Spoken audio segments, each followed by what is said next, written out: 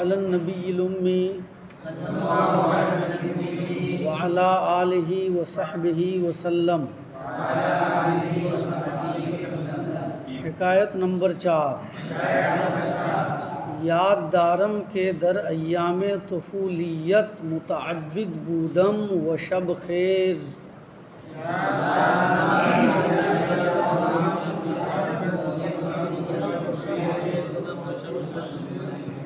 و مولع بزہد و پرہیز۔ مجھے یاد ہے کہ بچپن کے زمانے میں میں عبادت گزار تھا اور تہجد گزار اور زہد و پرہیز سے شوق رکھنے والا۔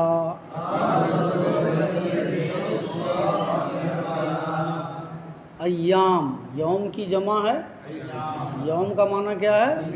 دن۔ ایام سے مراد ہے زمانہ۔ طفولیت کا معنی ہے بچپن۔ متعبد کا معنی ہے عبادت گزار۔ شب خیز کا معنی ہے رات کو اٹھنے والا، رات کو اٹھنے والا۔ اس سے مراد ہے تہجد گزار، یعنی تہجد کی نماز ادا کرنے والا۔ اور مولع، مولع کا معنی ہے شوقین، شوق رکھنے والا۔ حریص، مولع کا معنی ہے حریص، شوق رکھنے والا، شوقین۔ ترجمہ سمجھ میں آیا؟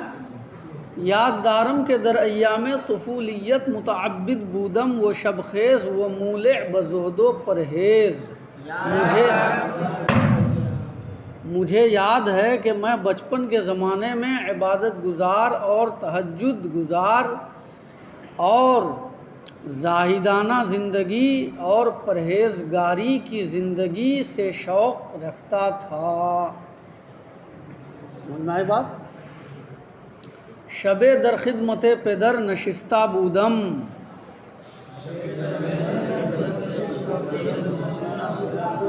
ایک رات میں والد ماجد کی خدمت میں بیٹھا ہوا تھا۔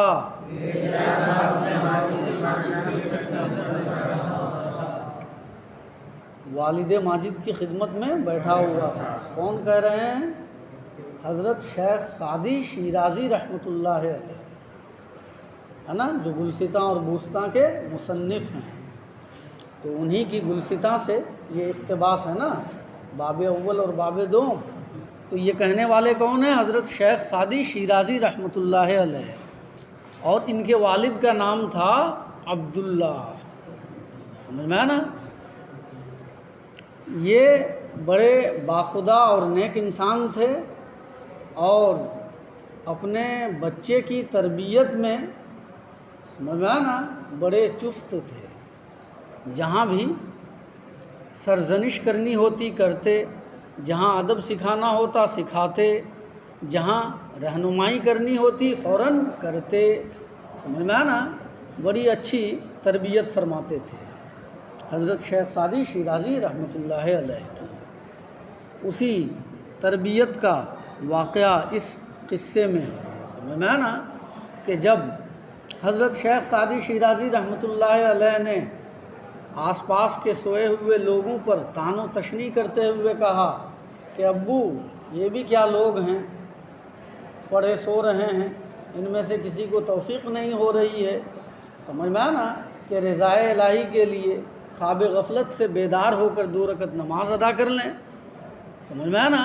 تو ان کے والد نے کہا تو بھی سو جاتا، اس سے بہتر تھا، سمجھ میں آیا نا، کہ تو ان کی عیب جوئی کر۔ تربیت فرمائی انہوں نے۔ شب در خدمت پدر نشستہ بودم، ایک رات میں والد ماجد کی خدمت میں بیٹھا ہوا تھا۔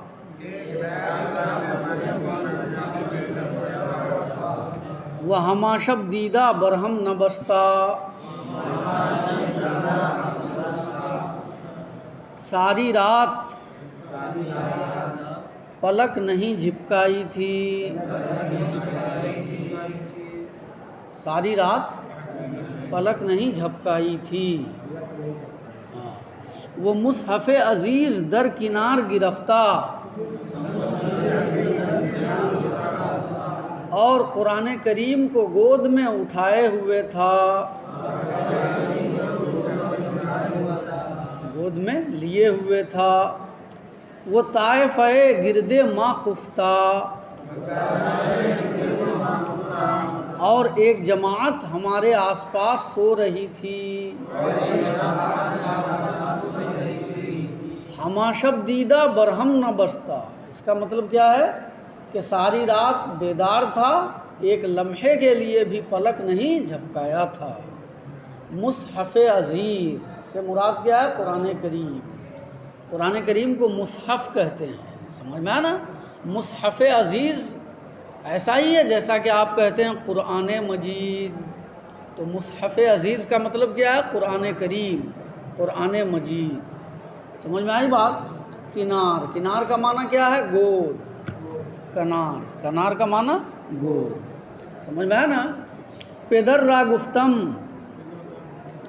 میں نے والد ماجد سے کہا، ازینہ یکے سر بر نمی دارد کے دو گانا بگزارد۔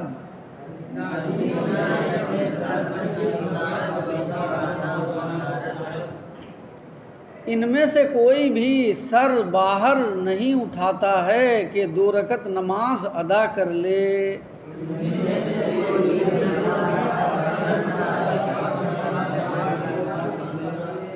ان میں سے کوئی سر نہیں اٹھاتا ہے کہ 2 رکعت نماز ادا کر لے،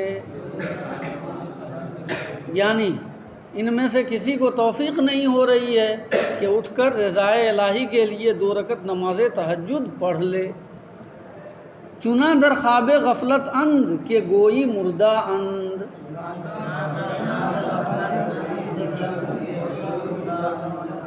غفلت کی نیند میں اس طرح پڑے ہوئے ہیں کہ گویا مر چکے ہیں۔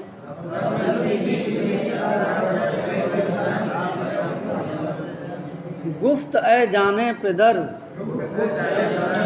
والد ماجد نے کہا، اے عزیز فرزند، اے باپ کی جان، اگر تو نیز بخفتی،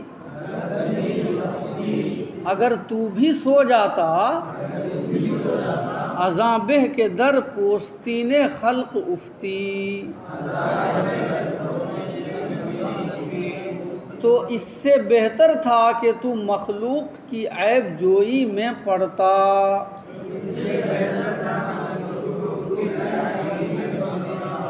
والد ماجد نے کہا، اے باپ کی جان، اگر تو بھی سو جاتا تو اس سے بہتر تھا کہ تو مخلوق کی عیب جوئی میں پڑتا۔ سمجھ میں آنا؟ یعنی ان لوگوں کا سو جانا تیرے نماز پڑھ کر کسی کی عیب جوئی کرنے سے بہتر ہے۔ تو بھی سویا ہی رہتا ان لوگوں کی طرح تو یہی بہتر تھا۔ سمجھ میں آنا؟ ہاں؟ تو خلاصہ کلام یہ ہے، اس حکایت میں اس بات کا درس دیا گیا ہے کہ زاہدوں کو، عبادت گزاروں کو، سمجھ میں آنا، کسی کو حقیر نہیں سمجھنا چاہیے۔ سمجھ میں آنا؟ اور اپنی عبادت اور اپنے زہد کی بڑائی بیان نہیں کرنی چاہیے، اور اپنے اعمال صالحہ پر اترانا نہیں چاہیے۔ سمجھ میں آنا؟ قطعہ دیکھو، قطعہ نبیند مدعی جز خیشتن را، کہ دارد پردہ پندار درپیش، گرد چشم خدا بینی ببخشد، نبینی ہیچ کس عاجز تر از خیش۔ ڈینگے مارنے والا ڈینگیں مارنے والا اپنے علاوے کو نہیں دیکھتا ہے، کیونکہ اس کی آنکھوں میں غرور کا پردہ پڑا رہتا ہے۔ مدعی کا معنی ڈینگ مارنے والا، ہانکنے والا، اپنی بڑائی بیان کرنے والا، سمجھ میں آیا نا؟ اور پندار کا معنی معلوم ہی ہے، غرور، تکبر، سمجھ میں آیا نا؟ کہ دارد پرد اے پندار در پیش، پیش کا معنی آگے اور سامنے، سمجھ میں آیا نا؟ لفظی ترجمہ یہ ہوا کیونکہ وہ اپنے سامنے غرور کا پردہ رکھتا ہے، کیونکہ وہ اپنے سامنے غرور کا پردہ رکھتا ہے۔ مدعی یعنی اپنی بڑائی ہانکنے والا اپنے علاوے کو نہیں دیکھتا ہے، کیونکہ وہ اپنے سامنے غرور کا پردہ رکھتا ہے، یعنی کیونکہ اس کی آنکھوں پر غرور کا پردہ پڑا رہتا ہے۔ گرد چشم خدا بینی ببخشد، اگر تجھے حق بینی کی نظر مل جائے، اگر تجھے حق بینی کی نظر مل جائے۔ الفاظ کو دیکھو، گرد چشم خدا بینی ببخشد، ہے نا؟ چشم خدا، چشم خدا، اس سے مراد کیا ہے؟ چشم حق، چشم حق یعنی حق بینی، حق دیکھنے والی آنکھ، سمجھ میں ہے نا؟ ببخشد تو سمجھ ہی رہے ہو، گرد بھی سمجھ رہے ہو، سمجھ میں ہے نا؟ لفظ کی تحلیل ترجمہ یہ ہوا، گرد چشم خدا بینی ببخشد، اگر تجھے خدا بینی کی نظر بخش دی جائے،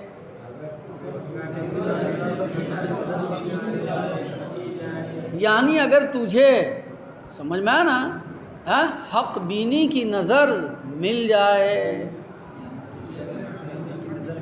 کارکنان قضا و قدر کی جانب سے اگر تجھے حق بینی کی نظر مل جائے، عطا کر دی جائے، نہ بینی ہیچ کس عاجز تر از خویش، تو اپنے سے زیادہ عاجز کسی کو نہیں دیکھے گا، تو اپنے سے زیادہ عاجز کسی کو نہیں دیکھے گا، سمجھ میں آیا نا؟ خلاصہ یہ ہے کہ ڈینگیں مارنا اچھی بات نہیں ہے، سمجھ میں آیا نا؟ اور ڈینگیں وہی آدمی مارتا ہے، سمجھ میں آیا نا؟ اپنی بڑائی وہی انسان ہانکتا ہے جو معرفت تک نہیں پہنچتا، جو معرفت تک پہنچ جاتا ہے، روحانیت جس کے قلب میں اتر جاتی ہے، وہ اپنی نظر میں کسی بھی انسان کو حقیر نہیں سمجھتا۔ سمجھ میں آئی بات؟ صلی اللہ علی النبی الامی وعلی